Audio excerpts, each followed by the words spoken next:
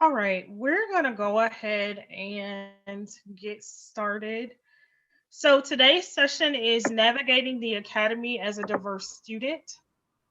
We will start with 3 tips for navigating the Academy. Then we have a group of current graduate students, our emissaries for graduate student diversity, that will share advice through a question and answer session. We'll conclude with some qualities of successful graduate students. If at any point you have questions during this session, please feel free to put them in the chat and we'll answer them at the end of the session. So, to put this session in context, previous studies suggest prior socialization to graduate school, student faculty advising relationships, student involvement in organizations or professional associations, student engagement and interventions and programmatic efforts, and peer interactions correlate positively with persistence to the degree in the case of diverse graduate students. So, we want to start with just giving you 3 keys to navigating the academy as a diverse student, and they include knowing the written and unwritten curriculum, planning for various career paths from the start, and having a strategy for success. So, for the first key, know the written and unwritten curriculum. For the written curriculum, that would include anything from completing coursework, qualifying exams, research projects, defending your dissertation, all of the things that you know you have to complete as a student. You want to be sure to follow up with your advisor, ask questions when you don't know something, and seek help for academic support. The unwritten or hidden curriculum is important to unveil the hidden cultural codes and norms for graduate students. Students are either rewarded or penalized based on their knowledge of the unwritten curriculum. You should take initiative to build social capital with professors because strong faculty and student relationships are highly valued and rewarded in higher education. It will tell you how to proceed as a doctoral student. For example, do I have to publish an article before I graduate? Or do I have to present at a certain conference? If you develop great rapport with your professors, they are more likely to have access and give you access to privileges such as research opportunities and internships and other information that they may know. Additionally, finding mentors to help you navigate are essential in the process of getting you through your degree so that you have everything that you need for both the written curriculum and that unwritten curriculum. You need to remember to build key skills like organization, collegiality, and also budgeting, and take workshops on teaching, effective communication, and also writing. The second key would be plan for various career paths from the start. Consider if you're attending Indiana University as a doctoral student and you know you want a tenure track position when you finish. But when you graduate, no positions are available for you to take. So you're going to have to pivot and decide to do something else. So, this is the importance of planning for various career paths early. You want to explore options in career services, your department, or professional organizations. Also, you want to think about the importance of networking both locally and nationally. The third key would be have a strategy for success. You want to know the program requirements, but you also want to make a timeline for things such as when will I finish coursework? When do I take my qualifying exams? When am I going to conduct research? When do I present at conferences, publish articles? When do I apply for additional funding? So, thinking about all of those things, making a timeline, and then checking off those milestones as you do them. The final thing or the final key is that you ultimately want to be a finisher. Keep that in mind. Don't leave your program without getting your degree. So at this time, We have our emissaries for graduate student diversity that are here. And I would like to start by giving them an opportunity to introduce themselves, and then we'll go into some questions. So we'll start with you, Madison. Thanks. Hi, my name is Madison Clark. I'm a second year PhD student in the African American African Diaspora Studies Department, and my research focuses on race relations in late 19th century Brazil.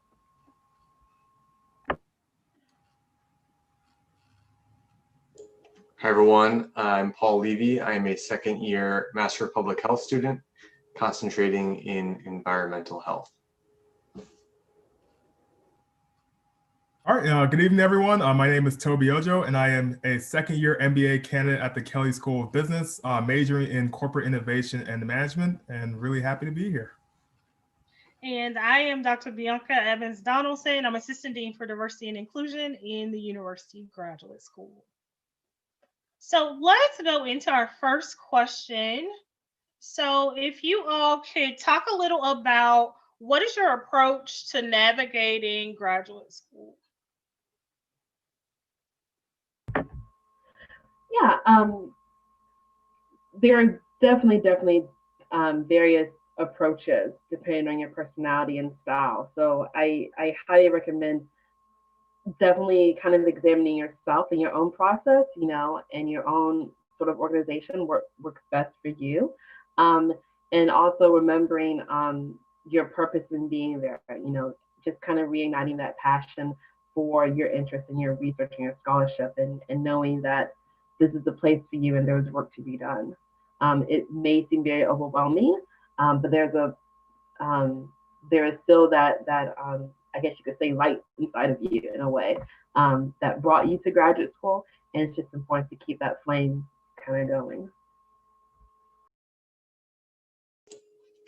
Yeah, I think Madison brought up a really key point, and that's doing some reflection on where you are when you are going to graduate school. So for me, as a Master of Public Health student, and having worked for a few years before making the commitment to come back to graduate school, that's the context I was in. And so that shaped my approach. And my approach was, in coming back to school, I'm sacrificing 2 years of work experience and earnings. And if I'm doing that, how am I going to make it worth my while? And so, like Dr. Evans Donaldson pointed out early on, there was a lot of preparation and planning for me to say, what are the key elements I want to get out of this experience? For me, it was I wanted international field work, research with a professor, technical research skills. I literally thought these are the things I want.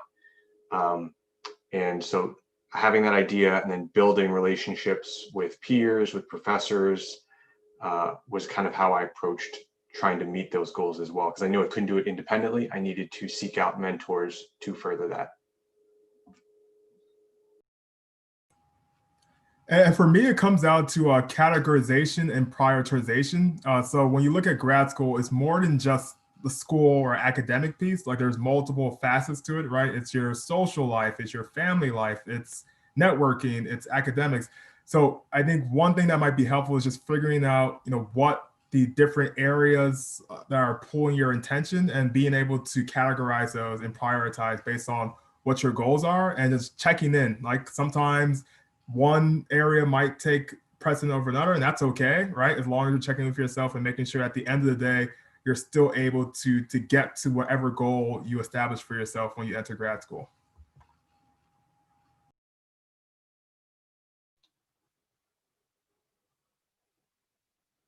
So for the next question, could you all talk a little about what is one challenge you had to overcome while navigating graduate school? What was the challenge, and then how did you overcome that?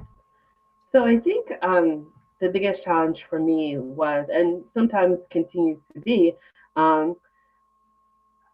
imposter syndrome, where I feel like I don't belong in a space. I'm the first in my family to get higher education, especially at the graduate level, and I'm in a space where there aren't a lot of people from my demographic background or people from back home in Alabama, all these sorts of things that can be very intimidating, where I feel like I don't know the language, where I feel like I don't know the steps or the connections or whatnot.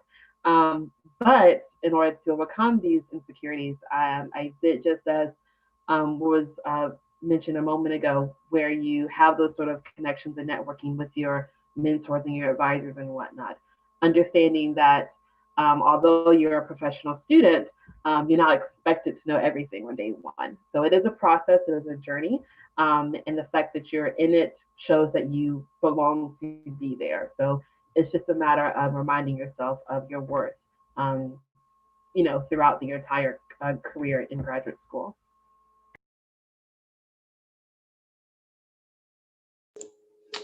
For me, as a master's student, and like I said, coming back after working, a big priority for me was trying to get some level of funding for my program. That was very important to me. And I basically had a non-existent network at Indiana. So I kind of took a gamble in thinking I think I'm going to try and make this work. And having that plan in place of I'm going to try and reach out to advisors, to graduate students in the past, and develop a timeline, develop an idea of who to reach out to, start creating those relationships before I even get to campus was a one way of starting off on the right foot. And I think that also enabled me in those conversations with an advisor to have them realize, oh, Paul's pretty serious. So when I got there, I kind of already had a leg up. So that's a way that you can make that for yourself as well, is taking the time to think about the relationships you want to build and making those contacts in advance. And so those relationships allowed me to be aware of other opportunities that eventually helped me get positions that may not have been available for everyone, or maybe it was earlier I was aware of that, and that was because of steps I had taken and plans in place about trying to figure out that funding mechanism. Yeah, I'll jump off a point that Paul made just in terms of relationships. So a challenge I had to overcome was just figuring out, what that social currency was at the Kelley School of Business. So, I mean, it comes as no surprise, but there's not a lot of individuals from my demographic in business school in general. And I came from a financial service background prior to business school. So I was not unaccustomed to being the only Black guy in the room when I entered for a meeting. So it's figuring out like what that social currency is as quickly as possible, because I had goals for myself within school and post MBA, but I knew I couldn't achieve it on my own. So it's really figuring out who do I need to talk to who's going to be able to help to set me up for success. Like, what are the second year students who are in my position a year ago? How can I leverage their expertise and leverage their experiences to really maximize my short time that I'm there for grad school? And being able to just work with the administration to figure out, hey, like, this is what I want to accomplish as well from an extracurricular standpoint. How can I work with you to get that done? And being able to, again, like, establish that network as quickly as possible to achieve my overall goals.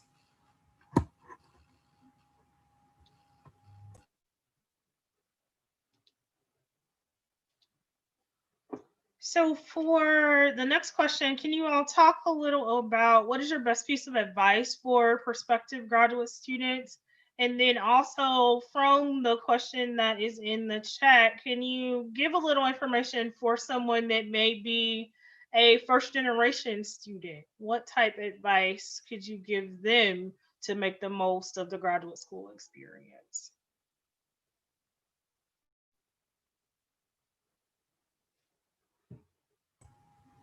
So I can kick us off. So for question 3, so I think it's really important prior to coming to business school or graduate school or whatever, just to figure out like your non-negotiables, right? Because you are going to be investing some specified amount of time to go back to school, which is a commitment of time, commitment of money, et cetera. So you really want to make sure that you're going into and you're able to achieve whatever you set out to achieve, and things are going to change over time, but I would say just have that non-negotiables of what you want to focus on and just stay steadfast to that, throughout your graduate school experience. And in terms of, being a first gen grad student, how do you, maximize your experience?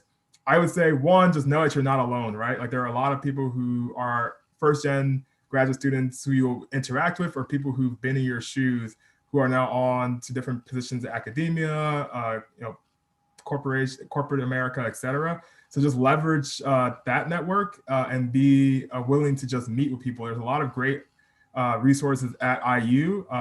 The emissaries being one, but there's also affinity groups. So Black Graduate Students Association is a huge one. There's cultural centers. So there's all these additional resources that are out there to support you as a student. You just have to be a little bit on the proactive side to go, find them and leverage them.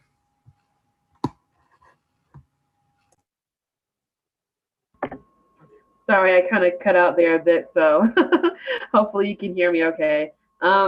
As far as the best piece of advice, I would encourage, and I apologize for repeating anything anyone said, but I would encourage any prospective graduate student to do their research ahead of time to make sure that the school and the professors they want to work with are going to be the type of people they want to view as colleagues.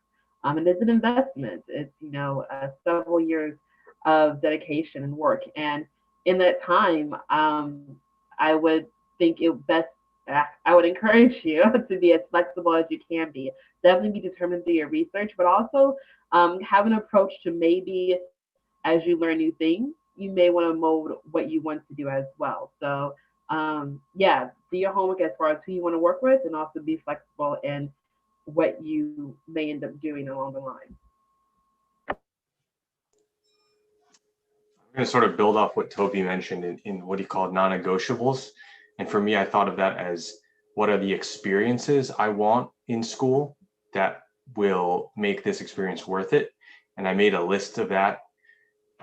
And when I had those conversations with potential mentors, with advisors, even with peers, I kind of held that in my mind, so that I think having that idea with you can not only help support you in the direction you want to go, but then when you have those meetings with professors or advisors, you can be more specific in what you want too. So that is really helpful, because I think if you'll find good mentors out there, sometimes they're very busy. And if you can direct them, how you can support them or how they can support you, that is key. So getting more specific about what you want and what your goals are, and being able to have that, as a conversational piece when you meet others, will be really helpful for you, I think, moving forward. And if it doesn't always work out, I would also encourage you in those meetings to think about asking them, are there other people you'd recommend that I reach out to? So that it doesn't just end the momentum. You're always like, okay, well, maybe I didn't get everything I wanted, but I got some, and then I can have 2 or 3 people to reach out to. So it pushes your momentum forward. And like I said, having that plan in place will help you in guiding where you want to go. I think those are all some really great tips. And along the first generation piece of that, I will say I'm a first generation college graduate. People don't know that. I have 4 degrees. But the way that I got there was through great mentors. Basically, I found people that were doing things that I wanted to do, and I was like, can we meet for 5 or 10 minutes for coffee? Can we meet for a Zoom session? And then following up with what Paul said, getting those additional people. If they don't have time to mentor you, do you have 2 or 3 people that you can suggest that I talk to? That's a great way to figure out your path of what you want to do, especially if there aren't a lot of people that look like you, if you don't know a lot of folks that already have MBAs or PhDs or master's degrees. Finding people and having that conversation of how did you get there? How did you do it? Is really helpful when you're making that timeline, finding that strategy of how you're going to get through graduate school. So very good. Appreciate those answers. And then the final question is, can you give 1 or 2 key qualities that you think are really important for a successful graduate student? Sure. I think balance is definitely key. Not only balance in your workload, but also balance in your time for self-care and health. Um, it's definitely, especially if you're a first generation, it's definitely an entirely new type of system and world to navigate. But again, just as everyone else has spoken tonight, you're not going to be alone doing it. But balance is going to be key in making sure that you are able to successfully get through it in a healthy frame of mind.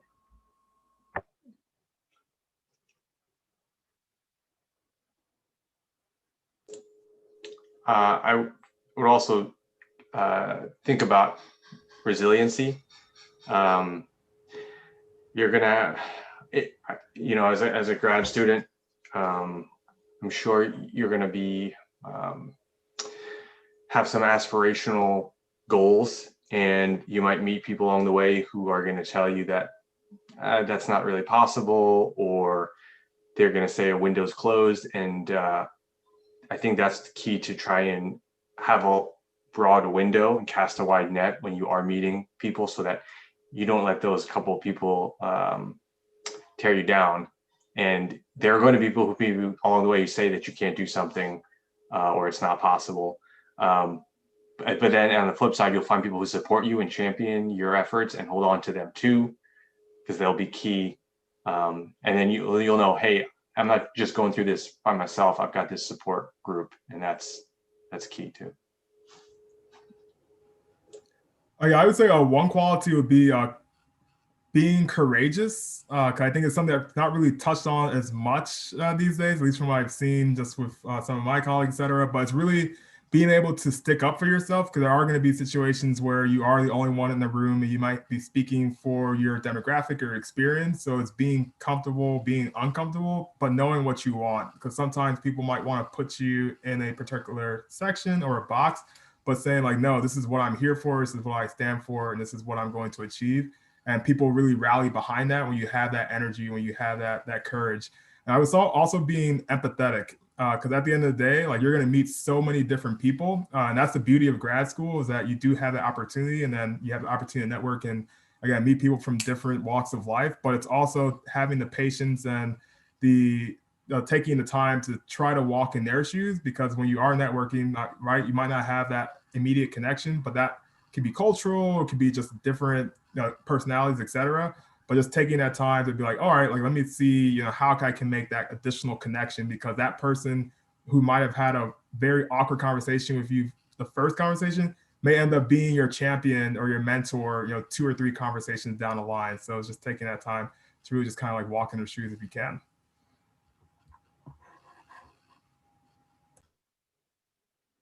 I think you all have really listed some great quality. So I did a little research. Some of them you all named, some of them may or may not be up there, but kind of are. So this was just a quick search for me. There are a lot of qualities that you need to have, but specifically for diverse graduate students, everything from flexibility, perseverance, self-discipline, critical thinking, a sense of purpose, passion for learning, originality is another very good one. So there are a number of qualities that you need, but all of these qualities would be essential as you navigate the academy as a diverse student. So think about some of the qualities that you're going to need to be successful. And then if you are not great at some things like self-discipline, then figuring out ways to become more disciplined while you are obtaining your degree. So that's the last thing that we have as far as qualities as suggestions for you. The last thing is that, of course, we have our contact information listed. If you have additional questions, please reach out to us. Are there any additional